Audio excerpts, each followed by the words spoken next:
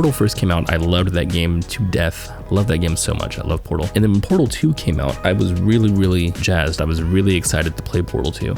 And when I played it, it was great, but it was like a strong 8 out of 10 for me, whereas Portal was a 10 out of 10. The sequel is obviously going to be a little bit worse than the novelty of the first game. Breath of the Wild was novel for the time, very novel. Tears of the Kingdom, from the trailers and everything, looked like it was going to be kind of dumb. And then you play the game, and holy crap, the game is really good, and I cannot put it down. So why is it that I felt like the game that I love the most of all games, Portal, and its sequel are not as close as both Breath of the Wild and Tears of the Kingdom?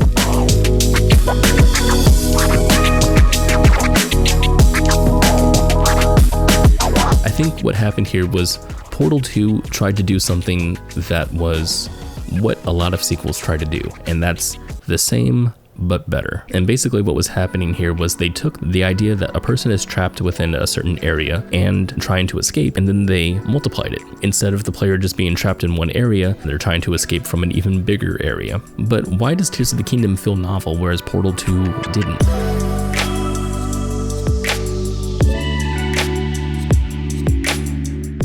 Tears of the Kingdom got rid of the mechanics that you had. You don't have the Sheikah Slate anymore, now you have the Purah Pad, and the Purah Pad has different powers altogether. You don't have Cryonis, you don't have Magnesis or Stasis or Remote Bombs. You instead have Ultra Hand, which builds things. You have Auto Build, which builds things for you. You have Fusion, which creates new weapons. And then you have Recall, which is running time backwards. And the way that the player plays the game is now completely different. You now use powers like Ascend when you're trying to get into enemy camps. Powers like Ultra Hand make crossing a river way different than it ever was in Breath of the Wild. You're no longer scavenging for weapons, now you're scavenging for items that you can make weapons with.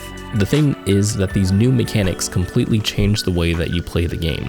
The way that you play Breath of the Wild is different from the way that you play Tears of the Kingdom. Portal 1 and 2 are basically played the same. You have different gimmicks in Portal 2 because you have different types of puzzles, but you're basically playing the game the same way. You have to think with portals, and that's basically it. I think this idea of introducing brand new mechanics to radically change how the player sees the world is a really interesting technique and a really risky one at that. They basically made a brand new game, a game that was barely Breath of the Wild because of how different the player thinks about their environment.